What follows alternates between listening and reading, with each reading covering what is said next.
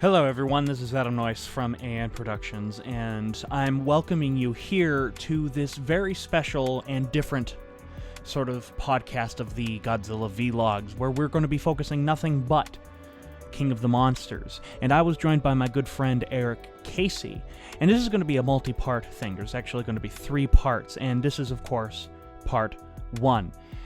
So I hope you enjoy this. Spoiler alert for all of those who are listening.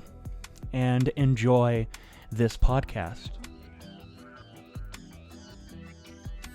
Hello and welcome everybody to a special sort of broadcast thing of the Godzilla Vlogs.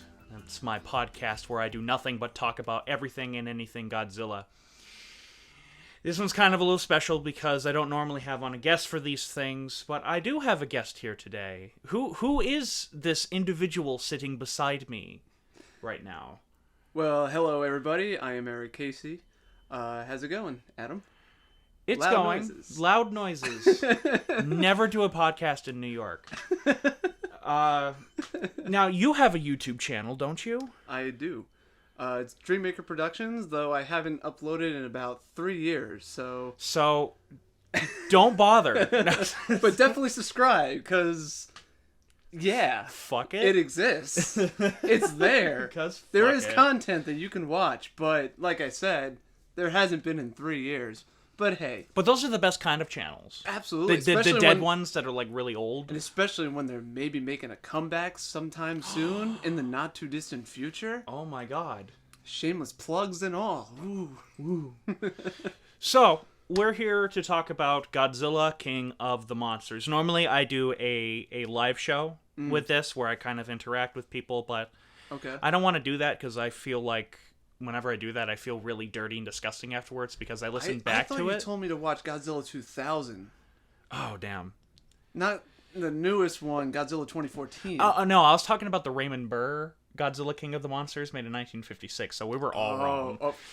So, before we begin, everybody online sort of knows my history with Godzilla. I've made my online career basically doing nothing but Godzilla history, Godzilla behind-the-scenes shit. Godzilla is my shtick. Okay. So what is your history with the giant man in a rubber lizard suit? Well, pretty much I grew up on the original Godzilla movies, kind of like in the middle tier. Pretty much the ones that were marathoned on Spike TV, I believe, during the 90s era. And also I believe did Hanna-Barbera do Godzilla the animated series? With Godzuki and all that? Oh, yeah. That was definitely Hanna-Barbera. Yeah. That was one of my favorite animated shows growing up. And I did watch a little bit, like the first season of the animated movie based on... Not the movie, but the animated series based off of the Roland Emmerich I never Godzilla did. movie. I never watched that. It's actually... I know, everyone's like, it's actually pretty good. It's not bad. And I'm like, I just can't. I mean, and not even because I even look at Godzilla 98 as like, it's a decent, okay movie, just not a good Godzilla movie. Like, I remember the Hanna-Barbera one a lot more than that one. He literally breathes fire in that one. In fact, one of the scenes in King of Monsters reminds me of an episode from the Hanna-Barbera cartoon. Which that one surprised me, considering... If it was a reference to it, I would hug this man, whoever directed this movie. Oh my god. Who liked one of my tweets. Really? Yeah! That's so cool. But yeah, that's pretty much my history of the Godzilla stuff. But I have seen the original movie and all that stuff too later in my time. So before we were doing this, we were kind of talking about Godzilla 2014, and I think it's sort of necessary to sort of talk about Godzilla 2014 before we get into King of the Monsters. That's totally fair. So what were your overall thoughts looking back at at G 2014? Okay. Well, there's a good movie in there, but I can't say it's a good movie. When it reaches its peak, it's really good, but I hated that they pulled away from like the monster battles like 3 or 4 times. They did that like way too many times. I would have been acceptable to like 1 or 2 times and then actually show some of the fight. I thought it was a clever twist to kind of show, like, cut away to like showing it on TV and things like that, but it got annoying after a while. They did, like I said, Yeah, they do it too many times. They do it a few times. Well, they do it, in my opinion, like one too many times. Yes. It's that kind of deal. Yeah, rule of threes. In my opinion. The one that annoys me the most is when Aaron Taylor Johnson's girlfriend is running into the building and you see the door shutting. Yeah, the door shut, and I'm like, come on, really? Fucking that was the one too many time. Yeah, that was the one too many times for me. It was like, oh, we finally get to see, and you just close the doors. Yeah. Like personally, the one where like Godzilla first shows up and is about to kick ass and all of a sudden it cuts away. I laughed at that. Yeah, because I got the joke. Same. But I think I like 2014 more than you. I'm actually pretty sure that I like 2014 more than you. Just because mainly I think we'll get into this more later, but I think 2014 is shot gorgeously. Really? And yes, I adore how that movie is shot. I hate the Blu-ray because they made it so dark. But that's how it was in the theater. No, it was not. Opinion. It was not. I disagree entirely because that was one of my first things I said when I came out of the theater. Like, it was hard to see. Like, when the fights was happening, it was hard to see. It was really hard to see, even on the theater. Like, I only had that with the Blu-ray. I didn't have that with the DVD or anything like that. I saw it fine in theaters. I agree with you where, like, when you can see stuff, it is beautifully shot. Like the famous shot from the trailer when they're all falling down, the storm and everything. Oh yeah. Like, that stuff was shot very, very well. But it's pretty much once they're on the ground and the fights are happening, it was kind of hard to see at times, I thought. Well, yeah. I mean, I can't. It's like I can't watch it anymore because the fucking Blu-ray is so dark. And I'm like, Jesus, this visually looks darker than Solo, a Star Wars movie, and that has some of the worst cinematography I've ever seen. That's fair. That's a fucking awful looking movie. Yeah, I like 2014 a lot more. That was the first Godzilla movie I ever saw in theaters, so that'll always hold a special place in my heart for that. That's fair. Now, when I first watched it, of course, I was a fanboy and said this movie could do nothing wrong. Then, of course, I started thinking about it, and the more I thought about it, the more I was like, yeah, no, that kind of... Yeah, one of my biggest issues... Waste of potential. Yeah.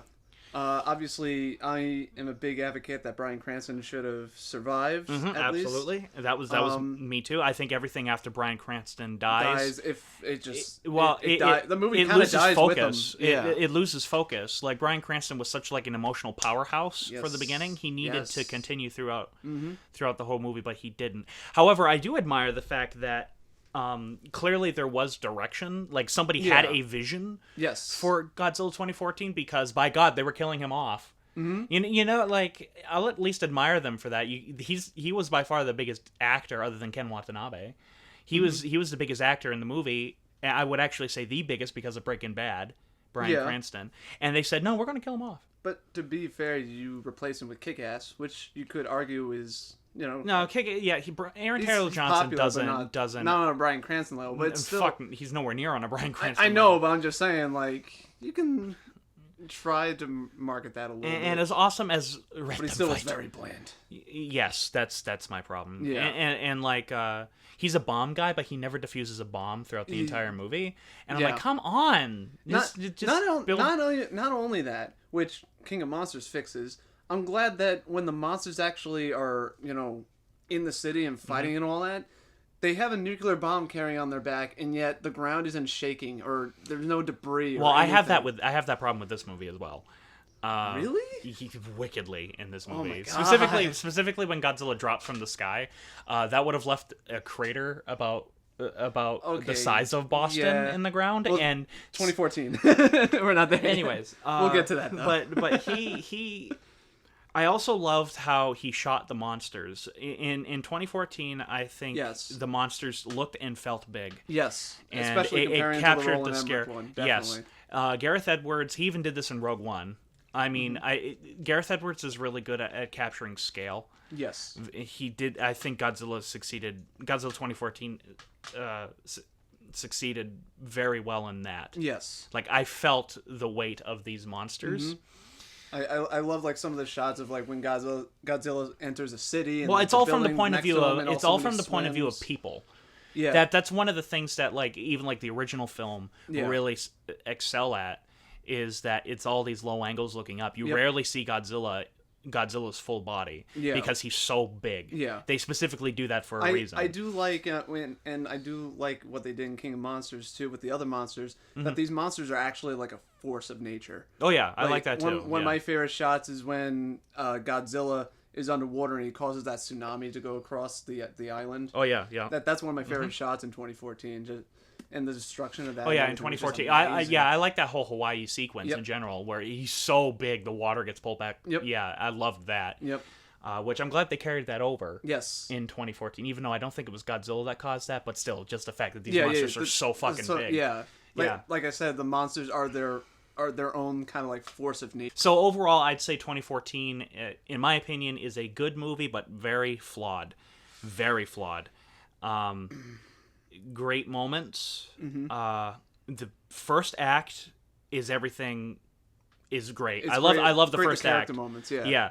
Yeah. When Bryan Cranston dies, in my opinion, that's the end of the first act. Yes. And the first act is by far the strongest part of the movie. Yes, hands down. I love the first act. But in the end, I was excited to see what they were going to do next. Yeah. Because unlike King of the Monsters, Godzilla 2014 was a huge hit. Yes. And wasn't losing millions upon millions upon millions of dollars in the box office.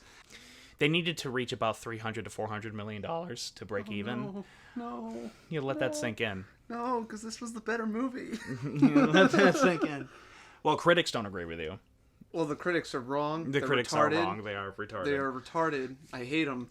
But anyway, so what would you say about 2014 as your final say for 2014? I'm kind of middle of the road. Like I don't want to. I can't consider it as a good movie because I felt like there's a lot of my issues with it outweigh the goods of it, and see, that's not for me. Yeah, that's not for me. I thought the goods managed to outweigh the bads. It's hard for me to say it's a good movie, but I like Cranston dying is such a huge like blow to the movie. Absolutely. And like the teasing, which I said I liked initially, but they pulled that card way too many times. Yeah, I agree. And carrying a nuclear bomb, just like I don't. Oh no, the entire final act makes no sense at all. Yeah. Like I have to turn off my brain because I'm like, why the fuck would you do this in the middle of a city and not do it in the middle of a desert where there's no one? But But it's not even that. Like the monsters are literally fighting like a block away, and that's like causing no ramifications to the environment. Where that's also in King of the Monsters, though. What? That they do that in King of the Monsters like mad. I disagree. Like in Boston, where they fucking land the jet, and they're like, "We gotta find Maddie," and they're trying to find the orca, and you have Godzilla and Ghidorah fighting, and the ground's not shaking. But as soon as they come out of the helicopter, the fucking 5 guys get blown away by lightning. That was cool. That was good. But that's what I'm saying. There wasn't any stuff like that in 2014. There wasn't. I will give you that it's not on the same level, but it is improved in 2014. The environmental debris falling on people and that kind of stuff, where the monsters fighting a block away actually has some ramifications to the environment around it. I will agree, there's some problems with it where, like you said, Godzilla should have created a crater in the ground when he fell from Superman height. Well, okay, before we'll we get too far. So what were your overall thoughts of King of the Monsters now that we've got 2014 out of the way? So I watched it twice. First time, I pretty much reacted how you reacted to 2014, fangasming at it and all. And the second time, expecting everything, I acknowledge the flaws that I personally see in it, but I still can't say that it's I know that you said it was kind of like a mess and things like that, but I kind of felt like it was just like a pretty generic Godzilla movie, and an Americanized version of the Godzilla Japanese movie, in my opinion, and I still loved it overall. Well, the first time I watched it, I left the theater saying that was a fucking giant mess. In fact, I was so upset at how messy it was, I got depressed. Oh my god. I went home and I just laid down in bed and I was like, oh, that was such a mess. I had the polar opposite. Some of the moments in the movie, I was all giddy. I was There, giddy at you know, times. there were moments like when Mothra first shows. Well, I'm sorry, when Mothra spreads opens her up, wings for the first time. from I was the like, I trailer. got chills. Rodan flying yeah, through I it got and chills. yeah. Yeah, there were a lot of moments in there that I was like, that was really good. But then there were a lot of moments that made me go, that's fucking stupid. Not my opinion anymore. Seeing it again, I've seen it 3 times now. Okay. I have now comfortably wrapped my head around my thoughts of the movie, in which I say the bads are still bad, but less so. Because I've discovered that the script is a lot smarter than I first gave it credit for. Yay! There are things in it that, and again, we'll get into specifics later when we actually talk about the plot. Okay. But I'll say it right now. This ain't no Shin Godzilla. Shin Godzilla, I left the theater. It's a completely different type. That's a completely type. different type of movie. Yeah. But with Shin Godzilla, I left the theater being like, that was good. like it wasn't just me fangasming. I was like, that was good. Yeah. My God, am I fangasming? Oh my God, don't do 2014 again. And I'll see it again. Yeah. And I still was like, am I still fangasming? Then I saw it again and again. Like Shin Godzilla gave me like a fangasm of a different kind where I was like terrified. Oh yeah, that is hard to top. I mean, that's like a 1 in a million. Very few movies have that happen. The original film, I think, Lightning in a bottle movie. Yeah, the original film, I think, is the definition of lightning in a bottle. Yes. So, King of the Monsters. First off, going in, my expectations were not very high. They were just like, it's probably just going to be an action blockbuster movie. The thing was, I just wanted to be entertained. With this movie. And I wanted to see Godzilla on the big screen. The problem with my first screening was I was not entertained. I was annoyed. Huh. And again, with the second viewing, not the case anymore. I do heavily like the movie. I'm still debating if I like 2014 more or not. I'm probably going to say I like King of the Monsters more. You are correct. But there are still some significant flaws in it that I want to address of. So course. It's kind of like both of them are mixed bags. They have a lot of issues, particularly with the script. The script is definitely King of the Monster, in my opinion's weak spot. Okay. It's the script. The same with 2014. Same with Kong. I don't really want to talk about Kong Skull Island because that really doesn't fit into either of these movies. But it will later. It is canon, yeah. Yeah, it will later. Yeah. And I can tell that they're building up to it, which is fine. Godzilla versus Kong. Which is fine, but it doesn't really affect King of the Monsters really that much. But all 3 of these movies have had very weak scripts. Very weak scripts. And scripts that I would say, we'll just segue right into the story. Yeah. Things that I would say have a buttload of potential that they do nothing with. All 3 of them. I mean, 2014, you said Bryan Cranston was, in my opinion, the biggest potential to do something in that movie, and they just kill him off. Yeah. I won't get into any specifics right now because we'll definitely be getting more into later, particularly when we start talking about the monsters. And even some of the character stuff.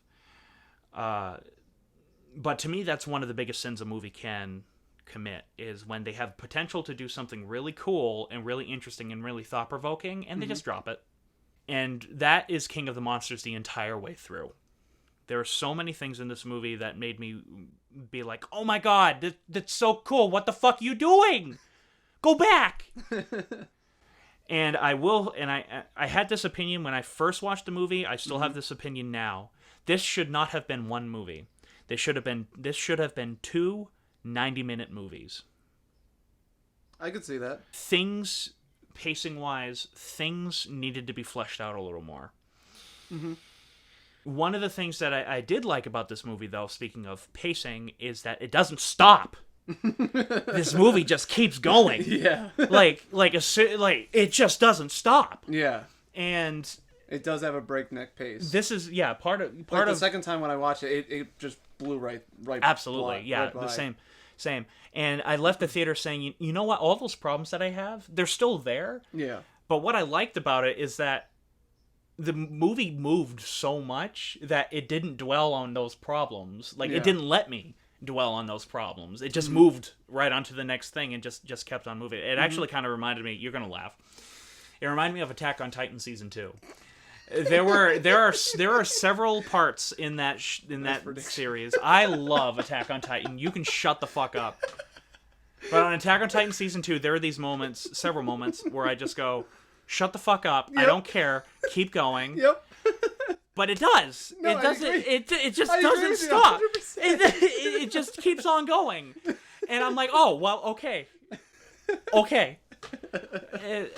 I know exactly what you mean.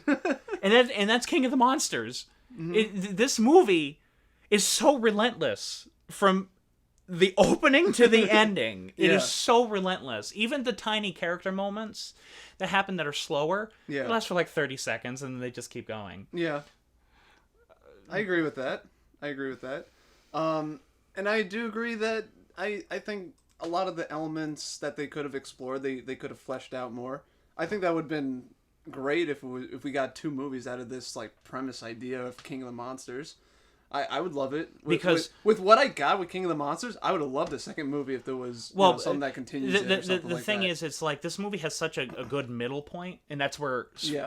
Spoiler alert! I don't care. This is my show. Spoilers from this point on. Spoilers. Because I'm really curious about your the things you had problems with too. If I were to split this into 2 movies, the moment where they fire the oxygen destroyer, which is one of my problems with the movie, where they fire and Godzilla dies, quote unquote, that should have been the ending of part 1. Mm-hmm. Okay. That should have been the ending of part 1. Godzilla's dead. Fuck. What are we gonna do? That's. And then it would progress literally right over. It would be very similar to like an Endgame Infinity War kind of way, because that ends on such a cliffhanger. Yep. Which I love. No, I agree with that. That would have been cool if they ended on a cliffhanger with Godzilla supposedly dying. Yeah. And then it, progressing forward. Mm-hmm. So I mean, you didn't have any problems with like the pacing being too fast or anything like that, because a lot of my friends did. Well, that's the thing. Like, I acknowledge that like some of the elements. Well, like I said before, like the what I got out of King of Monsters, I loved what I got out of it so much that, like you said, like I do think that like they had some interesting elements that they could have expanded and all that. But I just had so much fun with what I got. Absolutely. It was there are moments in this that I had so much fun. Yeah, that's the thing. I'm kind of being blinded by my my fandom of Godzilla, because I said, like just those moments of like the monsters and everything. I loved how the monsters came to be. Just the idea of like Ghidorah being like this outer force just fucking the entire environment and everything. I did like that. Alone, I did like that. I was we'll get into him more later, but I was really glad story-wise that they introduced that he's an alien. Yes. And like I was so I was curious. I wasn't worried or anything. I was just like, what are they going to make him? Like, are they just going to is he going to be like he's just this foreign force just messing with everything. And that's why all the other monsters go to him, because he's like this foreign force that seems to be like more of an alpha than Godzilla, because that's how I kind of interpret it, which is why I hate the critics, because they seems critics like the critics just didn't understand like they're saying like, oh, climate change and all that, and it's like, one, it's Godzilla, like, nuclear warfare, that's the whole there's political messages in Godzilla. That's not a problem in a Godzilla movie, in my opinion. It makes sense. And especially in this story, I thought the climate change idea, it made sense in my opinion. But with that though, I took the monsters as like evolution, and they're just part of this cycle where Ghidorah just kind of comes in and just like messes everything up. I did get the cycle part of it. Yeah. Absolutely got the cycle part of it. That they go away, they come back, Titans, they go away, they come back. Yeah, the Titans on Earth they have their own cycle just like any other being on the planet. And then Ghidorah showing up is just this, it's like, an ecosystem, and you introduce something that wasn't there at the start of that ecosystem. It just messes everything up. That goes in this part of the potential wasted, in my opinion. I agree. But at least it's there. It's there. Which again is why I put this movie above 2014, because 2014 didn't have anything like that in my opinion. But it's stuff like that, like At least we got it. At least it's there. Yeah, we'll save that more for the monsters. But something that like I really want to bring to people's attention is the second time I watched it, I realized that the script is indeed smarter than I was giving it credit for. For example, right from the get-go, I literally gasped, and like Antonio and Jim on either side would be like, "What?" And I was like, "I get it now." And they're like, "Huh?" And I'm like, "Watch, you'll get it." The hamster started turning at They him. did, yes, quite literally. The light bulb, bing! Oh, we were the only ones in the theater, too. Oh, that had to be a great experience. Oh, it was great, but it made me feel sad because, again, this movie's losing hundreds of millions of dollars. No, but it makes me feel bad for the movie. Yeah, oh, absolutely. Absolutely. Because this is the movie that we should have gone with 2014, and yet 2014 did better. Yeah. Why, people? Well, mainly timing. Still, though. But okay, it's sad. So anyways, that opening scene with the mom and the daughter talking about, you know, is it going to work? Is everything? You think they're talking about the orca? They're not. No. They're talking about the whole hijacking thing. The wife thinks she's Thanos. The whole hijacking thing, right? They're talking about that. Yeah. And I'm like, oh, that's so smart. Yeah. Because that's something that having a second viewing, second and a third viewing, really benefits it. Because that I was able to pick it up. Knowing what was coming, suddenly I could pick up on those foreshadows. Yep.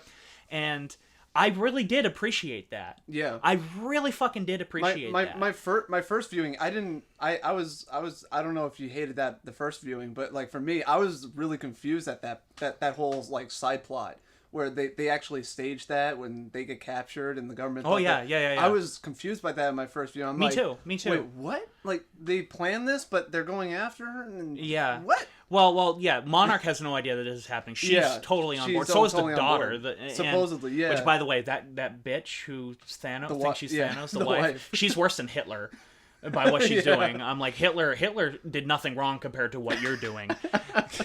Adam was 2019. But she make Godzilla great again. But okay. Build the wall to keep the kaiju. But I like they established that the daughter has doubts even before the film begins because she's talking to her dad in the beginning. Yeah. She has doubts. She types, "I'm worried about mom." Mm-hmm. And it totally, without her having to say anything or anything, it totally foreshadows what's happening. Mm-hmm. That one, she misses her dad. Yes. And two, they're actually stronger characters this time. They are strong. They are stronger characters. I mean, to me, I think Bryan Cranston was the best character in 2014. I agree. Well, and I think, and I honestly that's pretty think unanimous. And I think he was the emotional powerhouse of the film. Mm-hmm. But his character was phenomenal, and honestly, I don't think any of the characters in this film matched that level of powerhouse. Yeah, of just that emotional powerhouse, that amount of detail, that amount of potential. Yes. As Bryan Cranston had in 2014. Well, thinking about that, I know we were talking about like before we start recording and everything, but I kind of had with that family dynamic. I thought it would have been interesting, in like if I was able to like revive Bryan Cranston, let's just say, and he somehow survives 2014. I was thinking like Bryan Cranston somehow survives 2014, and like his experiences with everything that happened in 2014 led to him basically put Bryan Cranston in Mark's character and pretty much replace all of his lines with Bryan Cranston. You know what I mean? No, because I think everything with the themes that we're going for in 2014 was screaming Bryan Cranston was going to die. Okay. And that it was going to then go on to Brody, his son. Because if the potential that I saw is that it all would have been the whole theme of keep them safe no matter what it takes is a theme that is present throughout all of 2014 right from the beginning. Okay, that's fair. And that's even through the ending. That's fair. That is in there. That's the number one theme that I could pick up on, and Gareth Edwards confirmed of 2014. Okay. And to me, even if Bryan Cranston didn't die when he did, he was going to die in the eventually. ending. Yeah. Okay. Yeah, but because I thought, I thought that just would have thematically, I thought that would have been perfect. I thought and then I would have had Ford Brody become the sort of passing the baton for the future film. But I do like what they did here though, because I really like Kyle Chandler's character. Well, I just think he's a good actor anyway. Yeah, he was great. Protagonist. He was of this movie. Yeah, pretty much. Because if there's anything that this movie has, we'll get to that in a little bit. But the scenarios in this film are a lot more interesting to 2014. Yes. And what's interesting Yes, is that hands down. 2014 was them saying, let's try to make as realistic as possible a Godzilla movie today. That was their goal. I'm not saying they succeeded, but that was their intent. And say they succeeded. I think on many aspect. things. On many that things they aspect, did. yeah, they did succeed in that aspect. And even in terms of the cinematography and the coloring, specifically, like it's just more muted colors and stuff like that. It's a more realistic portrayal than what we get in this. Yes, but this film, I like how this film says the monsters are here, and they make an entirely new universe out of it. Mm-hmm. Like, this is now like a complete alternate reality because, you know, you have Monarch, you have this fucking terrorist organization, which makes no sense at all. But Monarch doesn't make any sense at all either. They're the poor man's Weyland Yutani. You can't blame them. What? That was okay. So we establish that Monarch, right? Come on, you got to give me What? that. Yeah, I am going to give you that. Oh, we discovered 17 monsters, but we're not going to tell anybody. What the fuck is Monarch? Like I know there's supposed to be this universe's shield, basically. They're the poor man's Weyland Yutani for kaiju monsters. That's pretty much what they are. So that's like, what I got out of it. So I'm a fan of like underground organizations. I'm like a huge fan of like these private organizations that come in and are like really pulling the strings. Like in all my including my Godzilla series that the books. That's a big thing. G-Force is an underground thing. This was annoying me in King of the Monsters because we don't know what the fuck Monarch is. Is it a private organization? Is it like a billionaire running the whole thing and just funding them? Because it's very clear that they're not with the government because they have to get tried by the government to then be put into the military's hand. It sounds like to me they started off with the government, but then they kind of went rogue against the government. But then who's funding them? That's my problem. I'm like, where are they getting all of this tech from? And with the story that we got, did it matter? Yes, yes, because that was one of the potential things because they build up that the terrorist organization run by the Lannister dude from I fucking love him. He could read the phone book, and I'm like, oh my god, he's gonna kill me. Father Lannister. Yeah, Father Lannister. Hit in the chest with an arrow. Complete asshole. The biggest asshole in the entire show, but like second the most biggest. You can't. Cersei. You can't judge. Oh, after what happened, yes, absolutely. You're right. My deepest apologies. Come on. But anyways, so there's this rivalry between that organization and Monarch, and I'm like, that should have been a giant crux of the movie plot wise. Yeah, no, that's fair. Because I'm like, how did this terrorist organization get funding? How are there people following it? Why do they have military grade weapons? Where did they get the military grade weapons? And the same with Monarch. Why are there U.S. Army soldiers running the entire thing? Which first off, that character, the black guy with the beard, that shouldn't have been a thing because the U.S. Army would not let him have a beard like that. They would not. That beard is completely out of regulation. That is such a nitpicky thing. I know. That is such a nitpicky thing. Out of all the issues. But no. But this is why it's a nitpick, because in 2014 they gave a shit. And proof that in 2014 they gave a shit, Admiral Stenz, who is awesome. Admiral Stenz, when he walks into a room from outside, he takes his cover off and puts it under his arm. That is detail that often gets overlooked. In movies in general, even military movies, when you're underneath some sort of roof inside, you take off your cover. Right. That's one of the rules, and that the fact that G2014 did that and blatantly did that every time they went inside made me giddy. It made me giddy because they clearly gave a fuck. But you have giant monsters that are causing tropical storms and hurricanes. But you see, I'm touching your shoulder. You see, that's okay. If Monarch was like a private organization, like it was done by something else, and instead of saying U.S. Army on their armbands, it said Monarch or something like that, then I would have bought. Like, the rules are different. Same. I agree. It's kind of like... And also, I think it would be interesting if the terrorist organization turned out to be like a rogue group within Monarch that went rogue. Oh, yeah. Absolutely. Really that would have been cool, too. Yeah.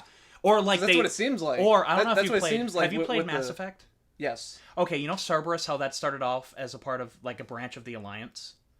Yes. Cerebrus the Elusive Man. Yes. And like how it just went rogue and then like took off as its own thing. Yeah. That could have been the terrorist organization. That would have been cool. And then it also could have made like a really emotional stakes between like Serizawa and crew versus Tyrion Lannister. Yeah. So well, you kind of have, but no, I agree with you. With that added element, it does add a little more weight. Well, to it would have given everything. them motivation. Yeah. It would have given them motivation, and I also it definitely would have been more impactful when they were talking to bitch on the screen. Yeah, during wife. That scene. Yeah, you know? but like I'm just gonna call him Tyrion Lannister because that's who he is. Yeah, no, wait, that's fine. no, not Tyrion. Well, the terrorist leader was Lannister. Yeah, Lannister. I mean, I could look him up on my phone. Look him up, man.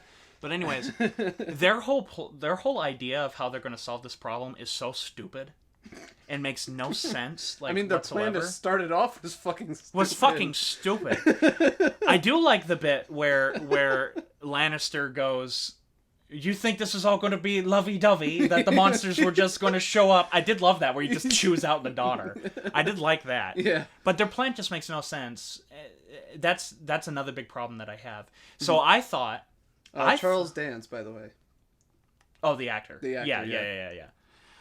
I thought it would have been interesting if the goals of Monarch and this terrorist organization, which I thought they needed a name. That was another thing they don't have. They don't have a name. Not yet. They needed a name. They needed a brand. They needed an icon. When... Like, you know how Monarch has a really cool logo, in my opinion. Like the X and... Mm-hmm. Should I spoiler about the end credits scene? Like, we're already in spoilers. Oh, yeah, Talk true. about it. That was cool. They'll probably give him a name when they make Mecha King Ghidorah. Yeah. So they're totally teasing that that's Mecha King Ghidorah, which I liked. Because I was worried that they were going to do Mecha Godzilla. They probably will. I don't want them to. My theory is that the terrorist organization is gonna create the Mecha Godzilla, Mecha King Ghidorah, and try to take out the Titans and become the new dominant. Yeah. But I guarantee you that's because my original thought in previous podcasts, I said this too, was they're probably actually going to get Destroyer, because it's very clear that they said that the Oxygen Destroyer was going to be in this and it was going to be used somehow. I still hated how they used the Oxygen Destroyer. Oh, we developed this thing. It does a thing. It kills things. Like that should have been like a big fucking thing. That was just a reference. Yeah, it was just a simple reference. That was it. Yeah. Yeah. No, I agree with you. It was like just another waste of potential. Another waste of potential, I think, because they could have. What if the terrorist organization did it? What if they're the ones that built it? And what if throughout the entire film they're like, "Oh, we have a weapon. We have a weapon. We got to stop them from using it. We don't know what the weapon is. We have to stop." And they may think it's like an A-bomb, a certain type of A-bomb, but then they realize it's that, and it's even worse. You know, stuff like that. It's like potential, man. And I mean, they could use it. It could be something heading down the line, like you never know. Yeah, they could. Well, they could retroactively fix this. Yeah. Like the elements could be expanded in later movies too, which is again why I defend this movie, because at least there's a lot of building blocks there. As in 2014 was just kind of bland. This is true. Well, I will also say this with 2014. They were planning on it being a one and done movie. They were planning on it being a one and done movie because no one had faith. No one had faith in 20. This is hysterical. This is really ironic. No one had faith in 2014 because of Pacific Rim. They said 2014 is going to bomb big time, and then it wound up being Pacific Rim 1 or 2. 1. Okay. Wow. Pacific Rim 1 did really bad here in the United States. Yeah. The only reason why it got a sequel was because of China. Yeah. But anyways, everyone thought the same thing of Godzilla 2014, and then it turned out to be a huge fucking hit. Mm-hmm. Huge hit, not just in the United States, but everywhere. Everywhere, yeah. And then they made this movie and it loses hundreds of millions, whatever. For all the wrong reasons. For all. Yeah, but at least again, who knows if Godzilla versus Kong gonna do well? Hopefully it does, and then I think Kong versus Godzilla will do well because it hits Kong versus Godzilla. Yeah, exactly. That's it. It's like Batman v Superman. Like the movie. The movie made money. It did. Don't listen to Warner Bros. The people were going to see that movie no matter what. It didn't hit their standard, which is ridiculously high, unheard of standard. But again, back to my point though, at least with 2014, and again why I defend it is because there are a hell of a lot of building blocks where they may have missed out in this movie, but at least it's there. So if they do continue, they can expand it. Because your idea about the terrorists, maybe again they build the Oxygen Destroyer, they build the Oxygen Destroyer, something. And then they use it, and then it creates like a whole new monster or something. Like there's so much potential there. There's stuff there. another thing that it's just there's just a lot of potential there. So I guess this is actually kind of a segue into the human characters. Okay. So this concludes part 1 of the King of the Monsters podcast special. Stay tuned next week for part 2, in which we'll be talking about characters and all sorts of stuff. And again, spoilers are definitely to come if you have not seen Godzilla King of the Monsters. I hope you enjoyed. Make sure to hit the like button, the subscribe button, follow everything in the description below. All the links to our social media are there. And this is Adam Noyce of AN Productions saying sayonara.